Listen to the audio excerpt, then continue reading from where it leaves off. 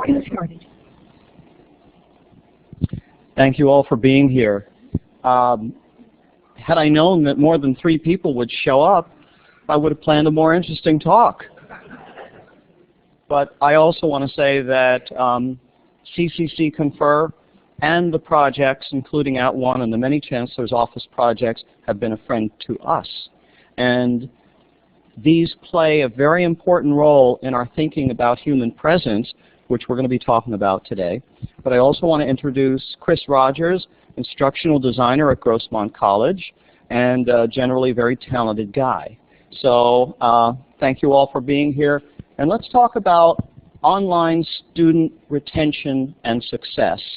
And we're going to start by talking about the Public Policy Institute of California report. That's PPIC. And I'm hoping that what we're going to have is somewhere in between a conversation and a presentation.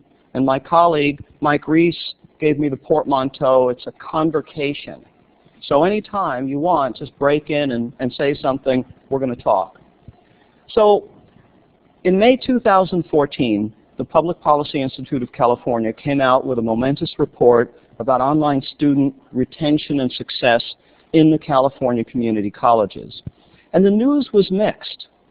So the good news is that students who take an online course as part of their overall program of study tend to do better in their academic program. So here, this quote, "Students who take at least some online courses are more likely than those who take only traditional courses to earn an associate's degree or to transfer to a 4-year institution." So it looks like taking an online course or more is a good thing to do in the mix. But then there's other news. The short-term success is the issue. So it seems that students who take online courses generally don't do as well in those courses as they do in traditional courses, according to the Public Policy Institute. Specifically, students are less likely to complete an online course than a traditional course, and they're less likely to complete an online course with a passing grade. So that's success, right? The success is defined as completing a course with a C or better. So when we look at these 2 lines, the red line and the blue line, there's actually quite a big distance in between them. And that distance, according to PPIC, is between 11 and 14%. So in other words, what they're saying is that the success rates in online courses lag between the success rates in traditional courses by between 11 and 14%. And that's now in 2014. So would you say that's a lot or a little? A lot? A little? Let's do the little first. A little? We have a little. How many a lots? Okay. The jury is in. So let's go to the next slide, please. So then the question is, who does well and who doesn't do well, according to this study, in online education?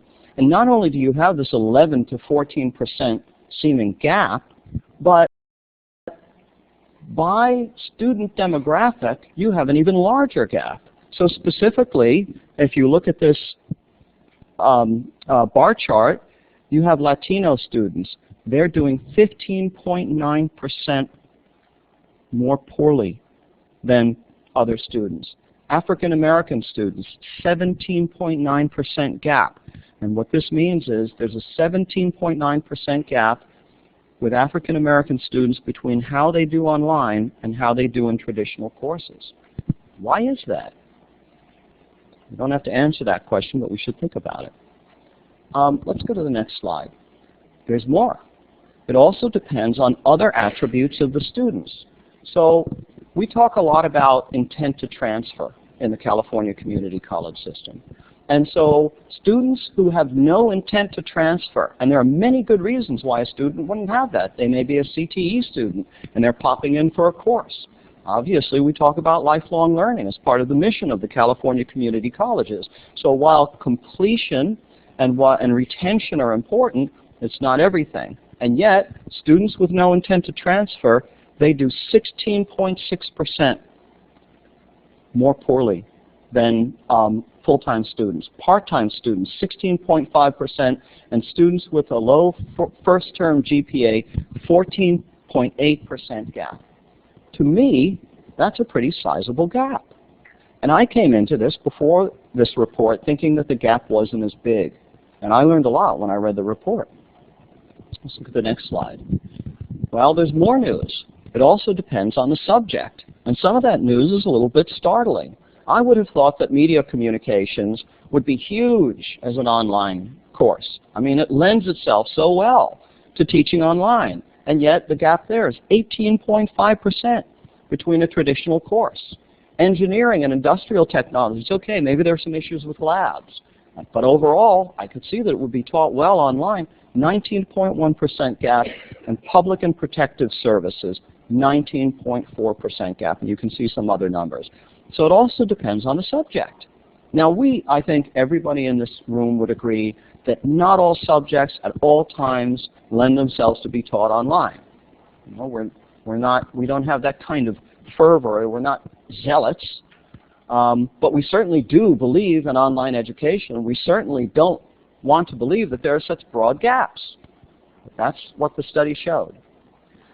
When I myself did a query at the Chancellor's Office Data Mart, and do you all know what I mean by that? You can go to the Chancellor's Office, you can do various Data Mart queries to your heart's content. And just looking at 2012, because they have data up until a certain time, just looking at 2012, the difference in retention, so we've been talking about success now, the difference in retention is almost 7%. Now that seems like it's less than success, and I would agree it is, but it's still a 7% gap. So those of us who care about online education at some point have to grapple with the fact that whether it's in your course or not, or at your college or not, there is the perception out there. And that perception is out there among academic administrators and leaders that there is this gap. And I think it's one that we just have to acknowledge and grapple with. So let's go to the next slide. So we ask ourselves, why is this happening? And I'm going to actually, making this conversation, I'm going to ask you, why do we think there is a gap? Yes?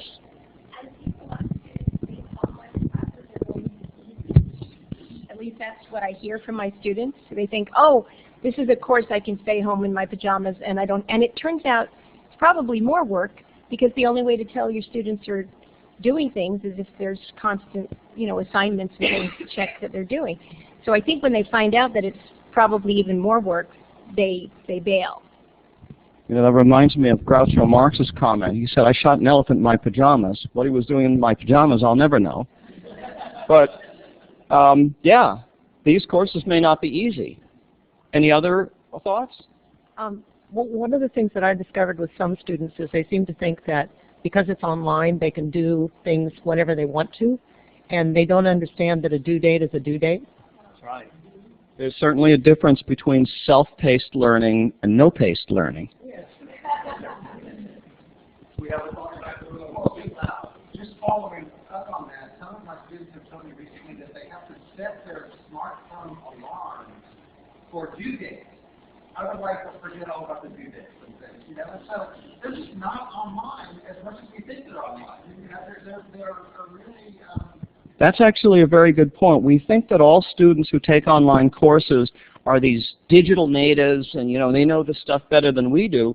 But if you actually do the research, it turns out that the average age of students who take online courses is older than the traditional age of students who take our traditional courses. And why do we think that is? They're working. So that's a very good point as well. But you also make me think that that would be a very good application to embed into an online course something that triggers alarms. Triggers out alarms perhaps to students' cell phones that they can opt into. We've just got a business idea coming out of this room, and we'll be seeing it at OTC next year. Yeah, but if students have smartphones, then they can just, and if you message to their email all the time, then they can pick up the reminders all the time, 24/7. If they have smartphones, and that's sometimes, but there's still something else. That's right. And so those of you who heard Martha Cantor earlier today say that very large percentage of our population does not have broadband. Some of you may have done studies in your districts or at your colleges, and we assume that everybody has a smartphone and it's close to their heart like mine is. But that may not necessarily always be true, and then that gets back to demographics, and unfortunately the demographics of wealth. Right? Any other reasons? I just did a sub-change report for our college on distance ed, and a significant demographic of our student population taking online courses is single mothers. And so when you talk about success and retention, there are external factors, life factors, that despite their best intentions to be a good student, sometimes things get in the way of them being successful that are out of their control. That's a really important point, because we have to think in terms of who are we teaching to, and you're absolutely right. You have working adults, you have single mothers. I remember a case at Santa Barbara City College, and I'm looking at my good friend Matt Mooney in the back of the room, who may recall we had a student who was a single mother who was working at a hospital and who lived in Hawaii. And she said, the only way I'm going to be able to further my career is by taking an online course. So these are among the groups of people that we want to design our courses around so that they will be successful. So when I look at this, I think there are really three types of factors. One factor certainly is the student themselves, and the big question is, does the student have the self-motivation and focus? Do they have the technical sophistication, and have they been prepared for online learning? So I would also ask the question that before they take your course or a course at your school, have they taken some sort of an assessment or an orientation to online learning?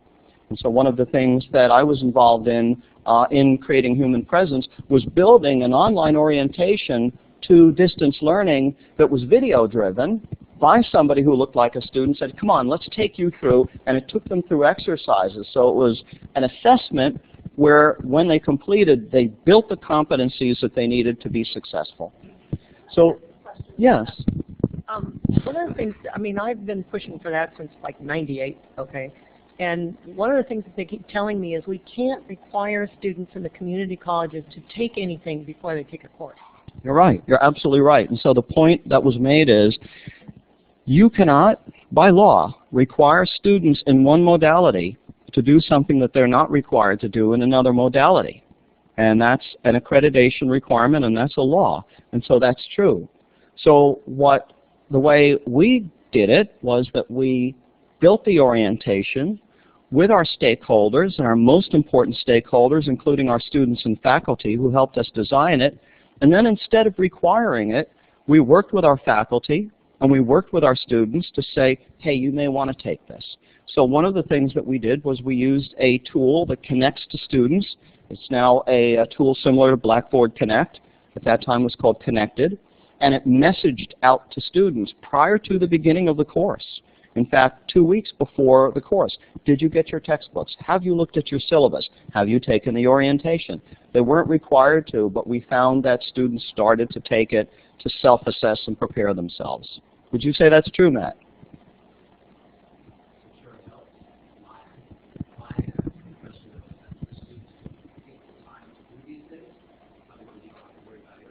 Good point.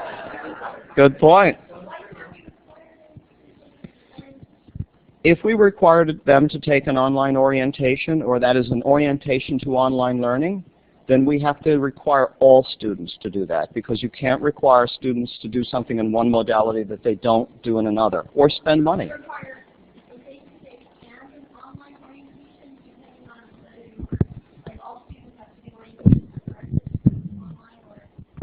Yes, or I could actually make a different, if I may say so, argument, which is that at this point, what does it even mean to be offline?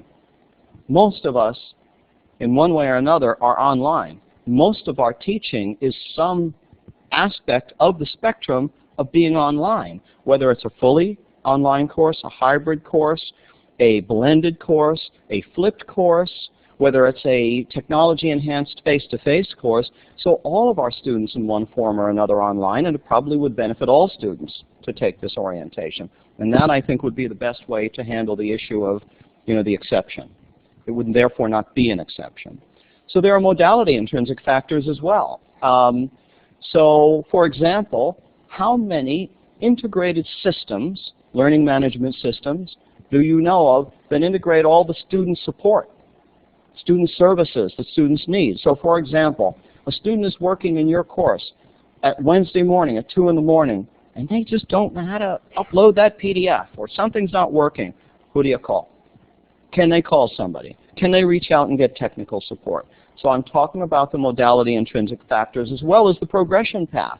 So if we want students to complete, we want retention, we want students to continue, how many fully online programs do you have? Oh, I'll take this course here. And you know, it's a sort of a quilt of picking and choosing in many places. So that's an issue. And then I think most importantly, and the ones that are within our control, are the course intrinsic factors. Specifically, I say this is like real estate. It's pedagogy, pedagogy, pedagogy. It's instructional design. It's functionality. And it comes down to student engagement. And so what we're going to do is talk about those factors.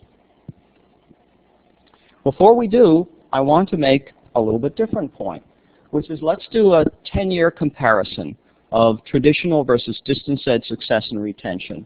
So fall 2002, traditional, non-distance ed credit instruction, retention 81.33, success 66.52, and then credit online 69.59 and 50.83. It's a lot of numbers. Don't worry, we'll get it all summarized in a minute. Let's go to the next slide. Fall 2012, the numbers go up in credit a little bit. The numbers go up in credit traditional. The numbers go up in credit online quite a bit more. So let's look at that data longitudinally in a summary fashion. So when you go from 2002 to 2012, 10 years, and we look at the change, the delta for retention for traditional courses is about 6%. That needle moved about 6%. That same needle moved for online students almost double that amount, 10.71%. Now for success, that needle moved in traditional courses 4.68%. Again, this is all Chancellor's Office, direct data dump information. This is not PPIC information now. This is just me going to the Chancellor's Office, just like you could. And for online, once again, it's pretty much double that. Next slide. So I say we must be doing something right, because our success and retention rates have improved double those of the success and retention rates of traditional education. Well, why aren't people putting traditional education under the same microscope that they're putting online education?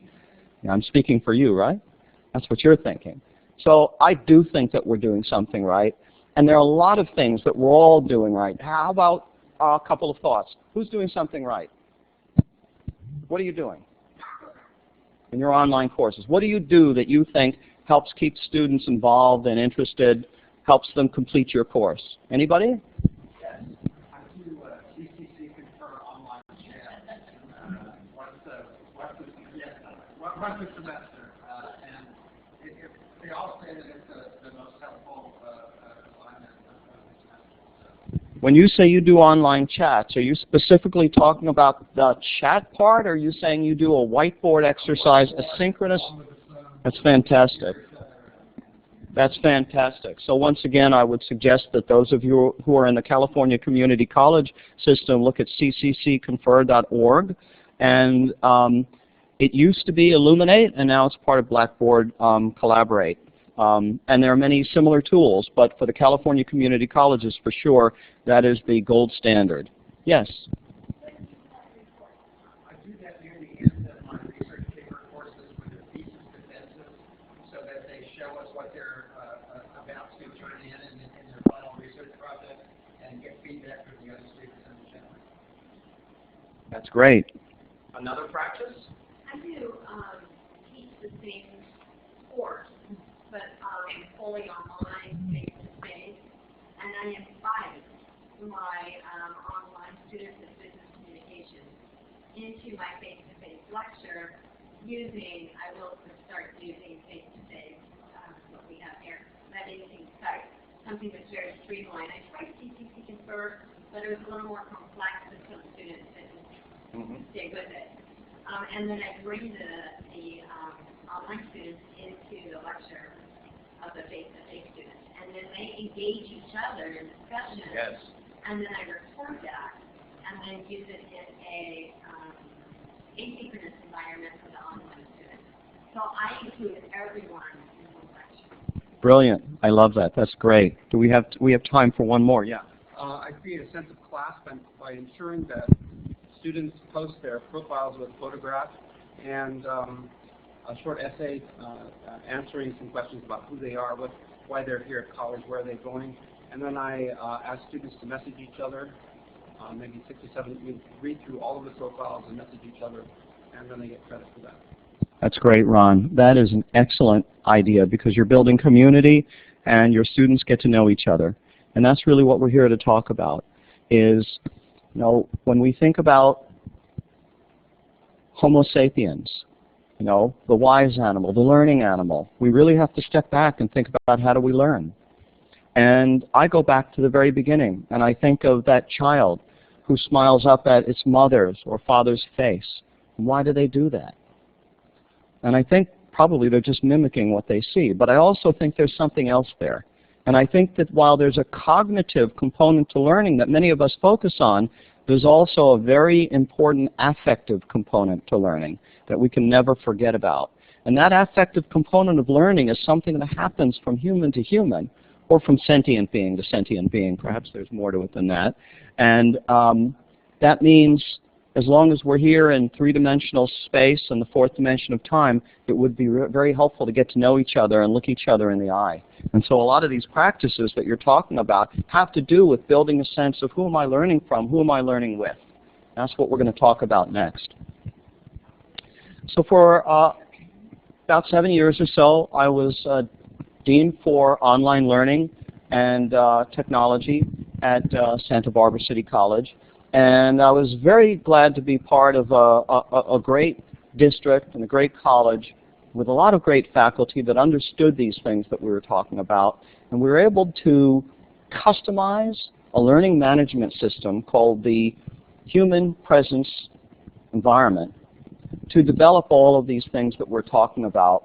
And just to do a little bit more data dump for a minute, now we know that distance education went through an even worse gyration with the economic downturn than traditional education. So when I give you 2012 numbers, you know I'm not giving you our best numbers. Our best numbers were in 2010. And then we had, you know, the correction, so to speak. So I'm going to give you these numbers, which are when you compare distance education or online education statewide to the program that we developed. In 2012, our retention difference was 4.3%, and our success difference was over 5%. So anytime you can do something and say, hey, I've moved the needle about 5%, ears perk up. But I'm going to go one step further and say we had one particular area of programs in our health education that specifically used the human presence learning environment. And when they did, in the same year, our differences between what our outcomes were at Santa Barbara City College and what the outcomes were statewide were retention, 12.54%, and success, 13.86%. Those are some numbers. That's some meat that you can really say, okay, what's going on? What are they doing right? Which is why we want to talk about human presence. So what is human presence? Or, to reverse the circle, what is not human presence? And back in the old days of distance ed, which by the way has two parents, one of which is correspondence school, the thought was that distance education can never be as good as traditional education because it ignores the social aspect of learning. Because relationships between the teacher and student, and I'll add between the students, amongst the students, are either reduced or eliminated. That was the thinking. And I am sad to say that for some, that's still the thinking, but it doesn't have to be so. Remember the old static design? I'm just going to throw up a bunch of text. I'm going to take my lecture and I'm going to toss it down there. It's just going to be a lot of text, maybe some pictures. And for a student, this is cold, impersonal, alienating. That's not the experience they have in a classroom where they can get to know their colleagues, where they can get to know you. Next, please. So that, I feel, static design, leads to this. The student just says, I've had enough. How many who teach online find that some of their students are opting out by the second week. And that's telling. That tells you something. Let's go on to the next slide. The difference, I think, between human presence and the static design is the difference in these pictures. The top picture for me represents the last bus stop towards oblivion, and that's where that student is. Whereas when you're in a human presence environment, you have a warm, personal, and embracing feeling from your faculty member through what many may call regular and effective contact and with your students. There's been a lot of discussion about social presence, and now some discussion about human presence, and some famous researchers like Picciano have defined it. And so the definitions include the salience of interpersonal relationships, the extent to which learners exist in a distance learning classroom, a sense of being in a place and belonging to a group. That's really important. And one that I really like, just because it seems to alliterate and trip off the tongue, the illusion of non-mediation. What does that mean? Anybody? The illusion of non-mediation. It's transparent. Thank you. I'm not sitting here in front of a screen doing my online course. I'm in a class. It's what they, I think, refer to in the movies as the suspension of disbelief.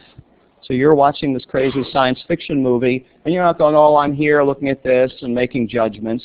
You're out there in space as all those projectiles are floating around. That's the illusion of non-mediation. Next slide, please.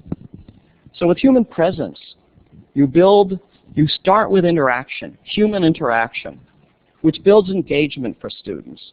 And this is the subject of my doctoral dissertation, so I can really say that there is a linkage here between interaction, engagement, student satisfaction, increased retention rates, and increased success rates. And that sounds like a lot of words, so what does it mean? It means a satisfied student, a happy student, is one who's going to continue with your course. And they're going to complete your course, and they're probably going to care about it, and they're probably going to do better than if they didn't. And if they care, and caring is really important, if they care, they're going to do well, and they're going to continue. And we want to focus on that. Once again, not a cognitive thing, an affective thing.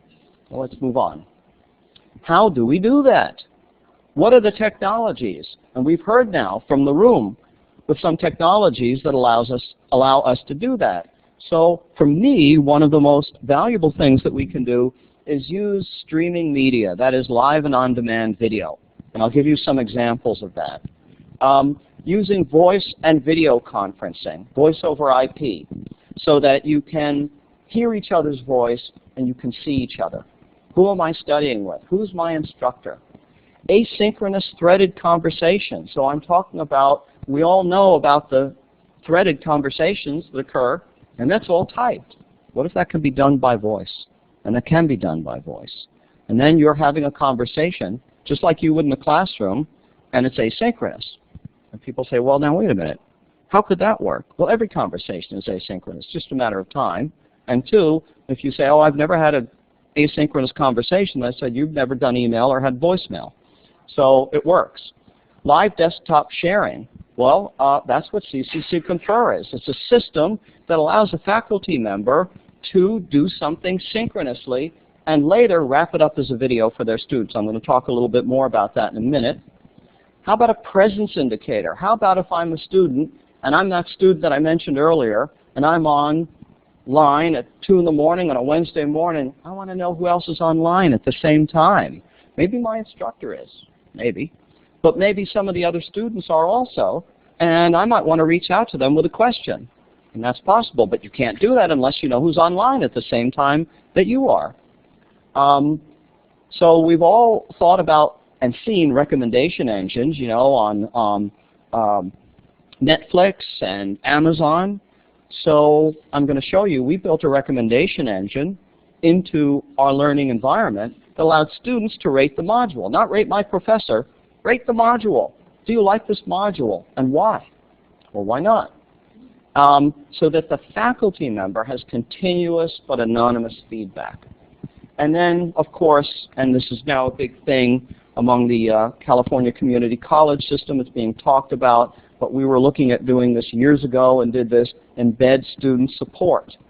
And why do I say that's important? Again, There's that student, some crazy hour because they work or they have family or other obligations, and they're trying to fit in their work, and they need technical support. They have to be able to reach out to somebody and get that technical support, and it has to be front-facing and embedded in the course. In fact, embedded in the module. You don't want them clicking out 5 times to try to look for it.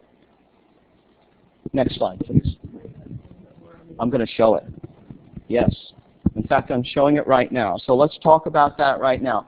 This is a customized version of Moodle, branded for Santa Barbara City College, where we did this work. And the faculty member has complete control over what tools they use and when they use them. And this is an example of an organization of the human presence learning environment and the tools, except for one thing. In Moodle, we have something called a sticky block. And a sticky block is a block that you put in there, and it can't be moved. And we always felt that there should be one block, which is, it's hard to see on this slide, I know, and that's student support services that should always be in the same place in the module so that the student knows, well, a student walks into a room, knows where the chairs are going to be, they'll be on the floor. Or somebody made the analogy to me once, it's like a light switch. You pretty much always know where the light switch is. And so for students, they pretty much know if they need technical support or counseling or advising or any of the standard services that a student on campus would get, where to go and find them. So if you needed technical support, you could scroll down to T, and you could expand it, and you get a phone, email, chat, and all kinds of other ways to get technical support. The other things that I think are salient, of course, whiteboard space for any material that the faculty member wants to put in that module. And every module starts with a little brief mini introduction that I call scaffolding introduction. Faculty member might say, hi, welcome to module 3. I'm sorry, welcome to week 3. This is what we did last week. This is what we're going to do next week. And this is what we're going to do this week with these outcomes. Focus the student, scaffold them. They see you.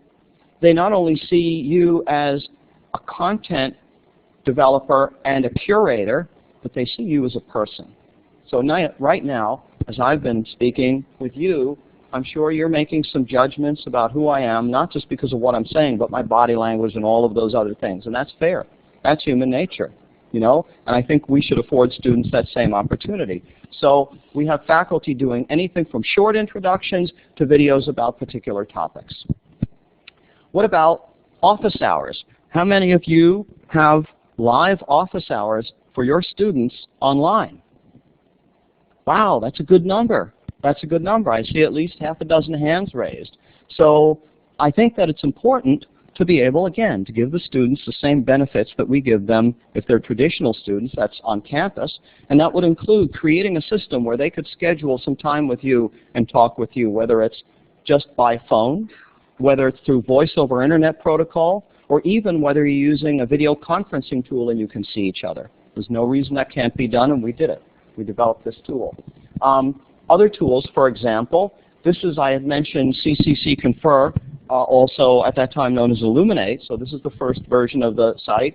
And this is, imagine this, you're teaching an online course and you want to show them how to do something. Let's say it's a course in 3D printing, and you want to show them how to print out a cool piece of a specialized chocolate. But, oh, you don't want the chocolate to melt. I don't know, I'm just coming up with something. So you want to show them this one thing. So you're going to use CCC Confer, create a Confer demonstration. You're going to do it maybe twice, once on a Tuesday morning, once on a Wednesday evening. Catch all of your folks. You're going to let people know, hey, at this time, you can log in on this link to CCC Confer, and I'm going to do a live demonstration where you can talk back to me and we can interact. And then what's nice about CCC Confer and some of these other systems, but I'm partial to CCC Confer, is that as you're doing it, you hit that record button. So everything that you're doing, including the talk back and the feedback with students, that gets recorded, and then that becomes an asynchronous tool for all of the other students. Very valuable tool. This is what I talked about earlier with a voice board. So what if you had that threaded discussion and you as the faculty member asked the question and the students could then answer the question and they could chat amongst themselves just like you would in a regular classroom. That's kind of the basis of it. just like you would in a regular classroom. I think there are things that we do in the traditional classroom which have proven over years to be very successful, and there's no reason why we can't do them online. People think we can't, but we can. And what's changed, and some of the reason I think that the retention and success rates have improved, is because of the advent of technologies that now allow us to do those things that we theretofore could not do. And for example, here's the Rate This Module tool. So it's just a blank. The student says this module was a 3.5 or a 4. Then they can put in some feedback, click it, and off it goes. And the faculty member, when a module closes, they get an aggregate score, and they get aggregate information. I like this module because you really talked to me, whatever it was, and it's anonymous to the student. So obviously there's no grading repercussions about that. But it gives feedback to the faculty member because after all, a great online course is a pedagogical work of art, and it's something that you keep improving. Next slide, please. Yes, I'm sorry. Yes. One of them still concerned about that 24/7 thing. Yes. You have to, you know, and my colleagues is there like 8 hours a day, and that's it. So they're building they can call. Yes, that's a very. Yes. And then the other one is where do you get that rate your. Okay, so I'm perhaps hadn't made this clear that what you were looking at was a customized version of Moodle. And we liked to work with Moodle because Moodle is open source. And what open source means is that it's built by the people for the people, and anybody has access to the code. And when we built it, we said, we make a promise. You give us this great learning management system. This is the promise of open source. You give us this great software, we'll improve it. And when we improve it, we'll give it back to you, the community. And I made this point actually yesterday at the Distance Education Coordinators meeting, that for me, formally, the difference in philosophy between a proprietary system and an open source system is that that proprietary system is only as good as it is when it is, and where you are and when you get it. Whereas an open source system is actually bigger than the system itself, because that system is as good as the thousands or millions of people that are building tools and contribute to it. And I felt that that was very true about Moodle. You could go on to Moodle.org now, and you could scroll through the various plugins that people have made for hours. There's thousands of apps. I was at a conference like this a few years ago, and there was a high school instructor saying, well, you know, my students never know if they did all the assignments or not. So I made up this thing where it showed the assignments, and if they completed the assignment, it went from red to green. And so I used to tell the students, don't go to bed if your assignments are in red. And I'm like, well, that's great. He built it. He put it back into the community. That made the system better. And that's why I like open source. And so these things that you saw were customized versions. These were applications or applets that were written for Moodle and given back to the community. Now, interestingly, there are a number of, as I may have mentioned before, of proprietary vendors who are doing the same thing. But what you'll find is that many of these tools exist as open source applications in Moodle, if you're using Moodle. Yes?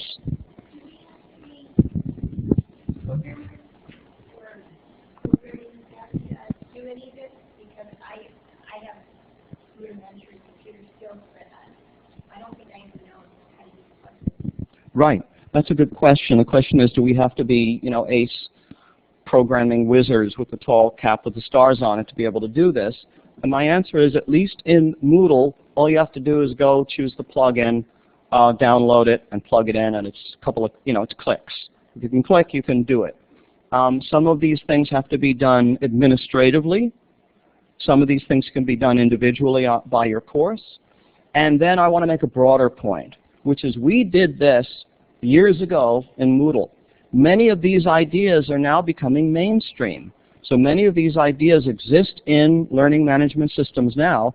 So for example, if you wanted to make a video, use your phone, go out somewhere, make a video, hem and haw a little bit, be human, you know, and then just wrap that thing up and embed it, not link it, but embed it in your course. I can't think of a learning management system today that wouldn't allow you to do that. I mean, that's just standard. And that's so important to be able to have that. What about this Web 2.0 concept that not only will you do it, but your students will do it? So you might say to them, hey, make this 2-minute video on this subject, or respond on this subject. And for those who have the tools, they could do it. I've seen it, and it's fun. I want to make another point about this whole human presence thing. It's not only about connecting us. You know, technology is agnostic. What's important is to connect us as human beings. And so the technology has to be in the service of connecting us as human beings. And what's equally important with connection is fun. If we're having fun, they're having fun. And so I would encourage everybody to do things and experiment with things, and don't be afraid to be wrong. Because the worst thing that can happen is that your students see that you made a mistake and you corrected yourself just like they would, and you're going to lower their barrier to being human too online. So what we found in the first year that we created the system, holistically, we found that there was a 5.1% difference in class completion rates using this system. So again, we've moved the needle in 1 year, the first year, by 5%. We found an almost 10% difference in success rates, and I think most important, the next slide, we found an almost 10%, almost the same number as you saw before. It was 9.4, this is 9.3, a difference in student satisfaction. So we said to students, you know, rate your satisfaction with this system and rate your satisfaction with this system versus another system. And we found that we had an almost 10% difference. And I'm going to come to your question, and to me that's the nub. Because if a student is more satisfied, if they're having more fun, they're going to do well. And I shouldn't neglect to say the same is true of faculty. If you're having more fun, you're going to help them, you're going to project that fun, and you're going to help them have fun. These college kids are getting younger all the time. Did you have a question?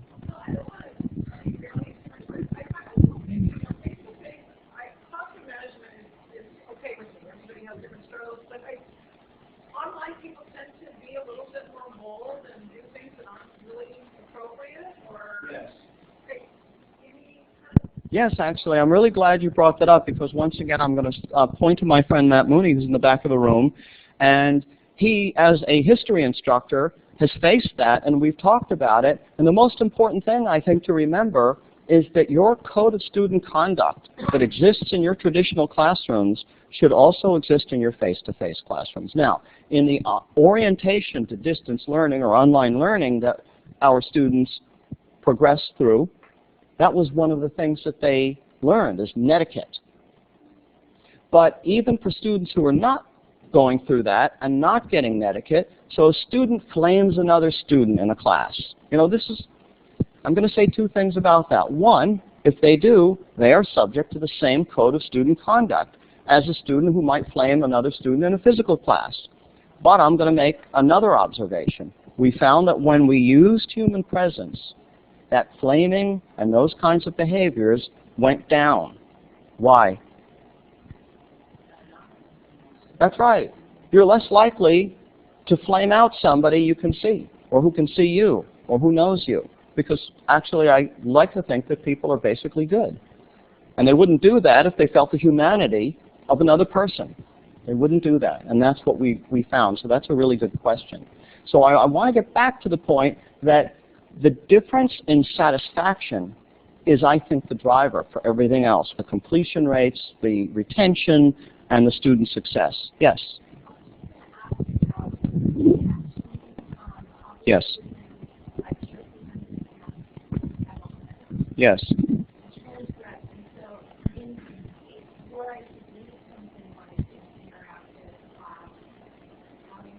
Okay, very good question.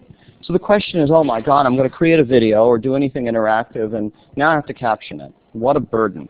So thankfully, at least in the well, let me speak more broadly first. There are many, many captioning services and tools out there, going from YouTube's captioning tool, which has gotten much better over time, though some people say it's still not faithful enough, to tools like Cielo24, which does live crowdsourcing captioning. I'm using a tool called Duolingo, which is not a captioning tool. I'm learning Portuguese with it. It's an application, but what I realized is that I'm learning Portuguese and answering the questions. They're using it to build documents. So they're using my answers the crowdsourced answers to do other work. So there's all this cool stuff that's out there. And in the California Community College system, not only do we have @ONE and CCC Confer, but we have two other things. We have the DECT grant, Distance Education Captioning and Transcription grant, and we have 3C Media. And 3C Media has simplified it, something that I call one click to caption, where you say to 3C Media, your distance ed coordinator, your dean, oh good, I'll come to that, thank you, says to 3C Media, we need X amount of dollars for this semester. They get that money from the grant, and then you work with 3C Media because they have a service called 3C Media on Demand. So if I'm a faculty member or you want to post a video, you post the video on 3C Media on Demand, which is like our YouTube, and you can at the same time have it captioned, and have it captioned in a reasonable amount of time. So this is not the barrier that it used to be. Just be aware of that. And we have an online question saying, do students need to caption videos they make too? And that's a really good question. They don't need to, but it would make sense that we make sure that everything is captioned. And really the question is about universal design. And so the idea behind that, of course, is you have to make this material accessible to students, certain students. But I would add captioning helps everybody because you see it, you hear it, maybe you're a second language student, or for a number of reasons, it's very helpful to have that caption. It's not that complicated. And let us then move on. I also now want to do something that's fun, which is I started to experiment with this idea that if we're going to have these courses that have human presence, that for example, what is your name? Jose is teaching. And now I'm in Jose's class and I get to know Jose, and he's kind of funny and he's a cool guy. And then I get to know the other students, and they're the students I like and the students I don't like. Fair game, right? Because I'm going to react to these people as people, and that's going to generate more conversation. It's going to generate more learning, and that's cool. So if we have all this human presence, then we want to get out there and say we have human presence courses. And there are a lot of ways to do that. I started experimenting with this idea of why not have faculty develop a short little bit about their course online, put it on YouTube, and see what happens when they put that little shiny lure out there. So if we could we turn the lights off? Is that possible? And if so, how? We don't know. We'll experiment. There are some buttons. Anybody willing to turn off the air conditioning? There we go. Thank you. You know, we have the technology. So I'm going to show you a video. TV and the movies would make us believe that evil is easily recognizable. Evil, after all, is ugly. It's deformed. It's easy to spot. The Joker, for instance, one look at him tells you he's a mean, evil psychopath. Same thing with Hannibal Lecter. His evil stare, his psychopathic grin, clearly lets you know he's someone that you shouldn't mess with. Freddy Krueger, well, he's easy. With his claw-like hands and his ugly face, tells everyone these are the things that dreams are made of, especially with their nightmares. Most recently we saw Lord Voldemort, with his shaven head and his lack of nose, quickly dispatches of his enemies in a very evil way. But the reality is, evil is always difficult to spot. Serial killers try to blend into society so that they can continue killing one after the other. Ted Bundy, for example, his body count is anywhere from 40 to 100 women or more from Washington State down to Florida. Dennis Rader, otherwise known as the BTK killer for bind, torture, kill, over a decade or more broke into people's houses and killed 10 men, women, and children by slowly strangling and suffocating them. Dorothea Puente, one of my favorite serial killers, looks like a kindly old grandmother until you realize that the last body count was 9 men that they dug up out of the backyard of her Sacramento home. She killed them, she poisoned them for their Social Security checks. And finally, Gary Leon Ridgway, otherwise known as the Green River Killer. Last year he pled guilty to body number 49, and he promises that there are more bodies yet to be found. But the reality is, evil isn't ugly. It looks like everybody else. Serial killers try to blend into society so that they can continue killing one after the other. I'm Dr. Tom Mahoney, and I teach the study of murder at Santa Barbara City College, among other things.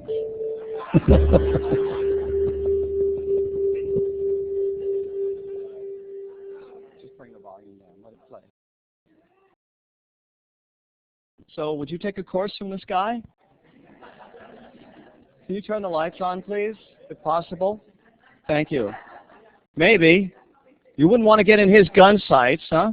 But to me, that was a case study that we did with an administration of justice course, which doesn't sound all that exciting.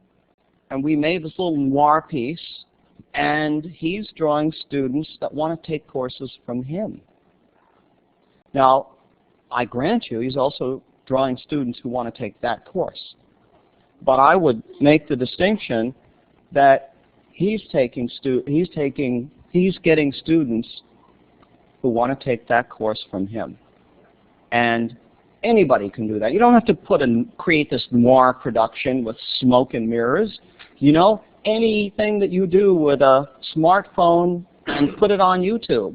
We did this as an experiment, and what you find is you draw, it's a little bit like what they talk about in organizations, is getting the best fit.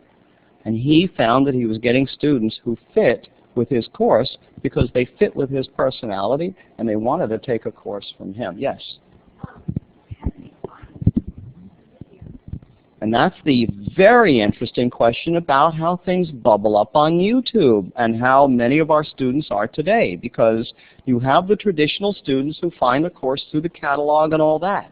And then, additionally, you have this very interesting and almost chaotic phenomenon of how people find things on the internet and on YouTube. And it's almost as if, because of recommendation and other things, you start compiling a history of interests, and the internet starts talking back to you and sending you things along your interest. And people, therefore, get guided to and run into this and go, wow, and they would never have gone the other routes, and they take his course. And so all I'm saying is be creative. It's fun. I'm here today because you have an email, part of a hit, email that comes out once a month, and I was also able to get talks about a specific software program in that email that would make this kind of thing easier. You know what I'm talking about? Yes, yes. So what's being referred to is that I write a column for the California Community College's Chancellor's Office, a publication called Tech Edge, and my column is Pedagogy 2.0, and it's an ongoing column, and I write about whatever strikes my fancy at that time. For those of you who are not in that session, a couple of years ago I wrote about state authorization of distance ed, with a very lengthy article that was not only here's the prescription and the requirements, but here's how to do it. I wrote another article years ago now on the Federal Aviation Safety Act of, I think it was 2011, and that was the act that said drones are okay. And I said, how is this going to change the landscape of our life, not to mention of our educational environment? And I don't know, how many people have seen quadcopters with GoPros? You know what I'm talking about. You'll be, well, maybe you don't know what I'm talking about, but maybe you'll see one. And so, you know, whatever strikes my fancy I write about. And so one article I wrote about a company called UCU.com, and I think they took this idea of human presence and being able to do face-to-face, where a student could do something, a faculty member would ask a question, students would answer the question. So they created an app basically based on the Moodle application that I showed you, and in fact they even included, if you look at the UCU app, they included that recommendation engine. So what I was sort of alluding to is that a lot of this stuff is now becoming mainstream, as I think it should, and companies now are dogpiling onto it and they're productizing it.